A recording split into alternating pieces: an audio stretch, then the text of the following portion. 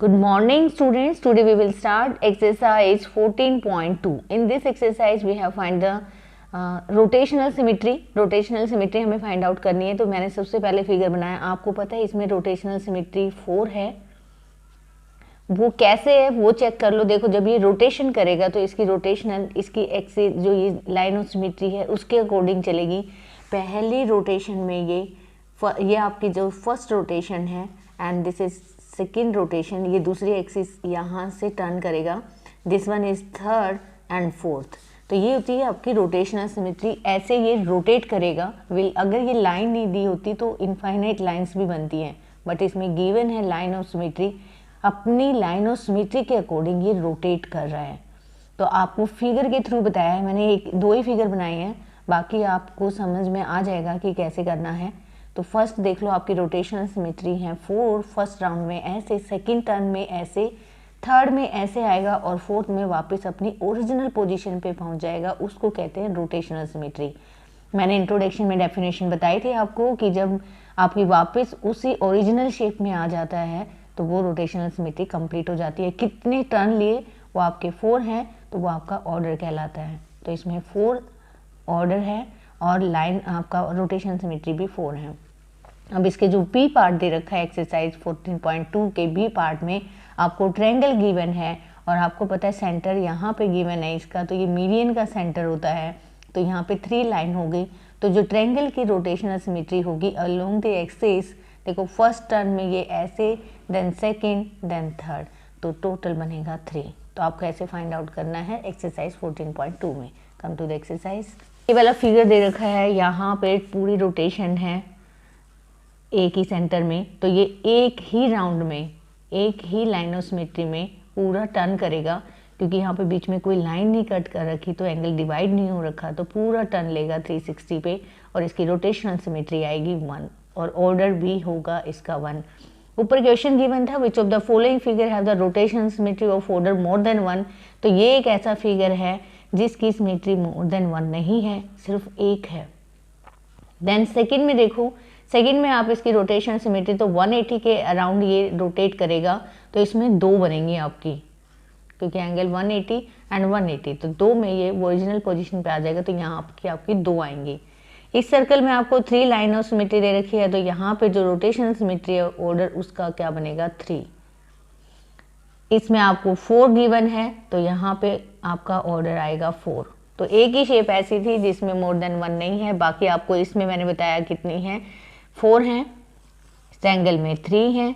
तो आपको सिर्फ ऑर्डर ऑफ सिमेट्री निकालना है, रोटेशनल सिमेट्री ऑफ ऑर्डर। तो रोटेशनल सिमेट्री देखो इस फिगर में, देखो give the order of rotation, इसमें ऑर्डर ऑफ रोटेशन देना है। तो इसमें जो ऑर्डर ऑफ रोटेशन आएगा वो आएगा आपका 2। ऐसा क्यों? क्योंकि देखो जब आपका एक टर्निंग आएगी तो सेम एग्जैक्ट उस पोजीशन में नहीं आएगा, ये 1 पोजीशन पे जैसे वो आ गया था, क्योंकि उसके दोनों एक तरफ थे। बट ये इसके लिए हमें एक टर्न और देना पड़ेगा, तब जाके ये अपनी ओरिजिनल पोजीशन पे आएगा।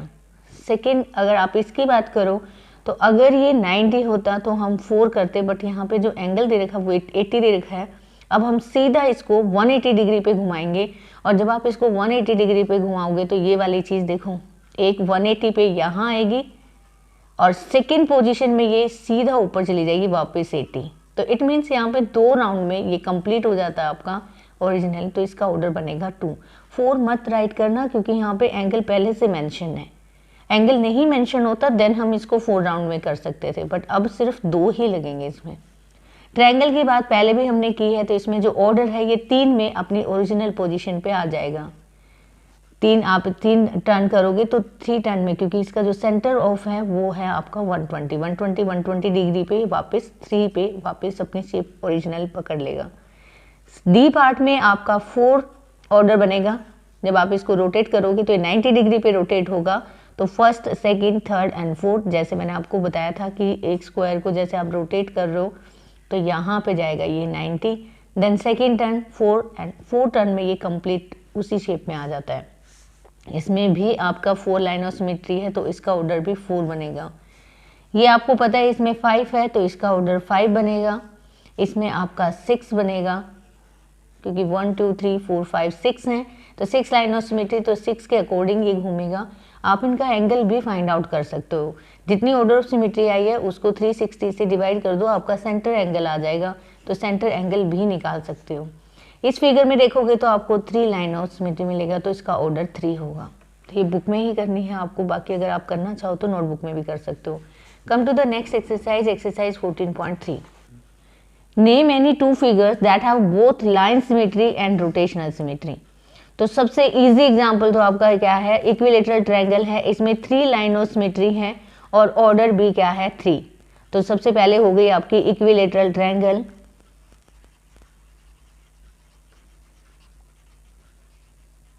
सेकेंड सिमेट्री लेनी है तो आप स्क्वायर ले लो।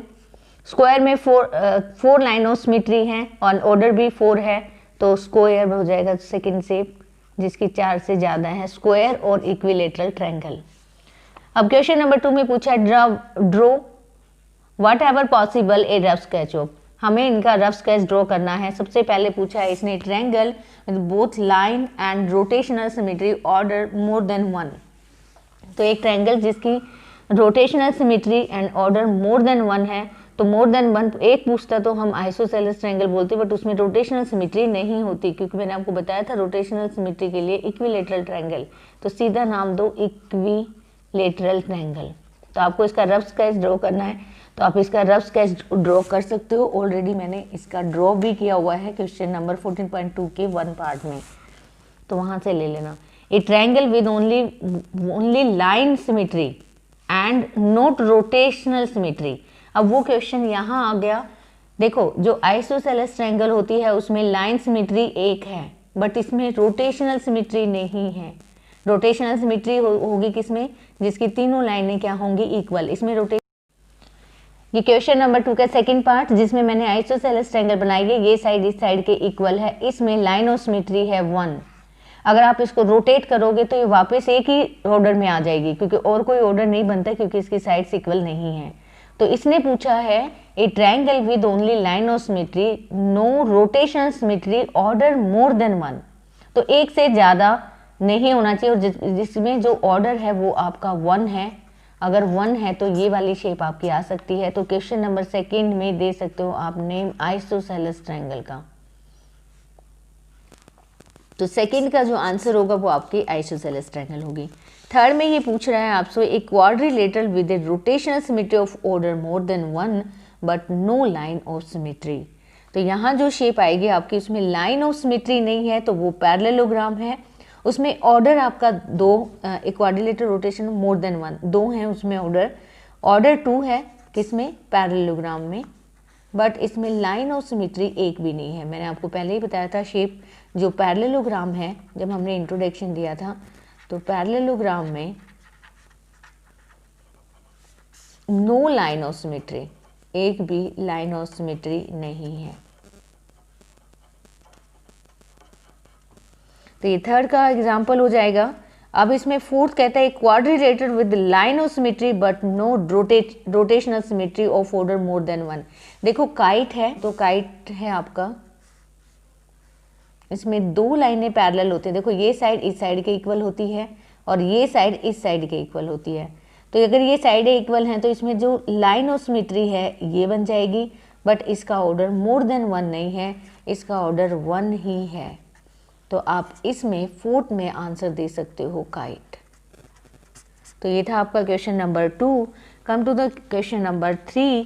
इन this question number 3 a figure has 2 more lines of symmetry, मतलब 2 से ज़्यादा लाइन ऑफ सिमेट्री है। Should it have a rotational symmetry of order more than 1। तो यस, ऐसे हमने बहुत सारे फिगर किए हैं, तो क्वेश्चन नंबर 3 का आंसर होगा यस। नेक्स्ट है आपको ये फिल करना है, ब्लैंक्स गिवन है तो आप इसको फिल कर लो। सबसे पहले दे रखा है आपको इसमें सेंटर ऑफ रोटेशन। तो आपको पता है जो स्क्वायर का सेंटर ऑफ रोटेशन होता है उसके जो डायगोनल बाइसेक्ट करते हैं तो उसको सेंटर ऑफ रोटेशन कहते हैं।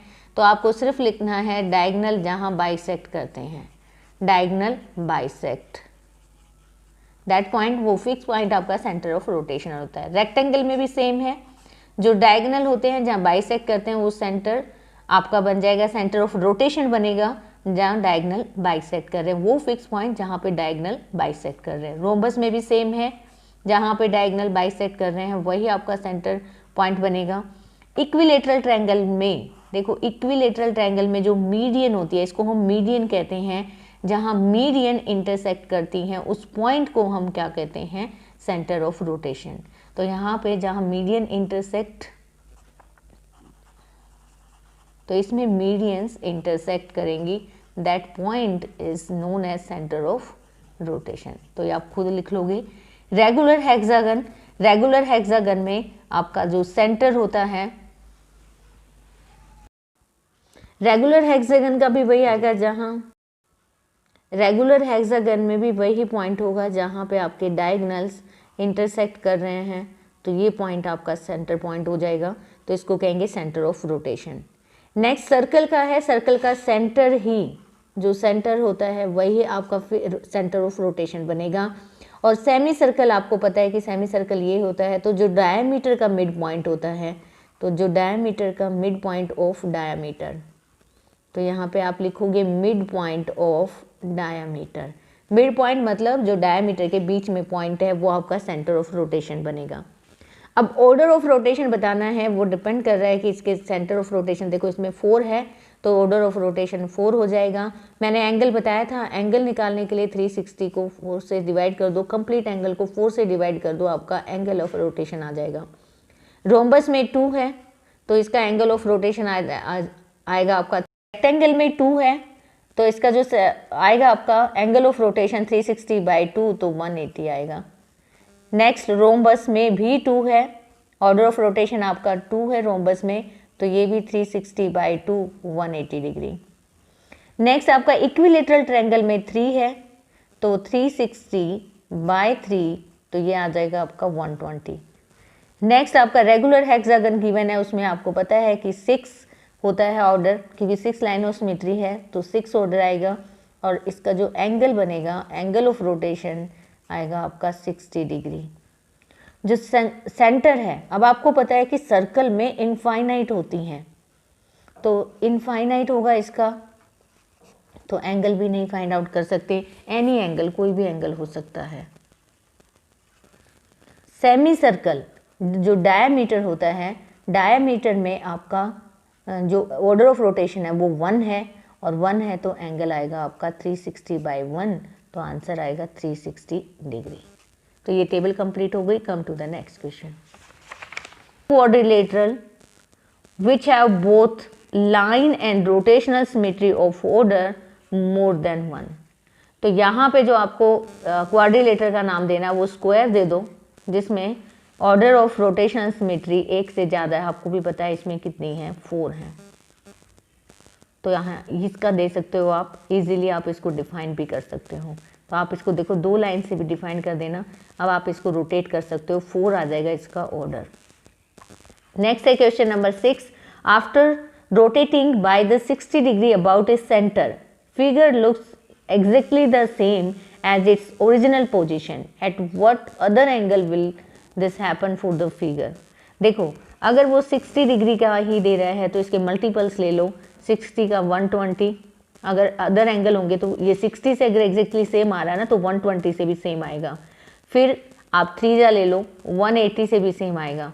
सिर्फ 60 के मल्टीपल लो, 60 के जो भी मल्टीपल लोगे उन एंगल पे अगर आप उस फिगर को रोटेट करोगे तो फिगर एग्जैक्टली सेम आएगा। अब क्वेश्चन नंबर 7 में पूछा है, can we have the rotational symmetry of order more than 1 whose angle rotation is 45। ये तो क्लियर है कि ये 45, तो आप अगर 360 को 8 से डिवाइड करोगे तो आपका एंगल ऑफ रोटेशन आएगा 45 डिग्री। इसका मतलब ये किसकी, कौन सी शेप की बात कर रहा है, ऑक्टागन की बात कर रहा है। ऑक्टागन में आपकी कितनी साइड्स होती हैं, 8 साइड होती हैं, तो ये तो पॉसिबल है। बट किसी भी 360 को आप डिवाइड करो किसी भी साइड से, 17 नहीं आएगा, तो ये पॉसिबल नहीं है। तो एंगल ऑफ रोटेशन ए के केस में पॉसिबल हुआ, 45 के केस में, क्योंकि अगर मैं साइड 8 ले लूँ, ऑक्टागन ले लूँ यहाँ पे, तो ऑक्टागन में ऐसा पॉसिबल है, उसका एंगल ऑफ रोटेशन 45 है। बट 17 किसी भी शेप का नहीं है। आप 360 को किसी नंबर से डिवाइड करो 17 आए, ऐसा पॉसिबल नहीं है। तो ये थी आपकी exercise 14.3। I hope you can do easily by the given explanation. Have a good day.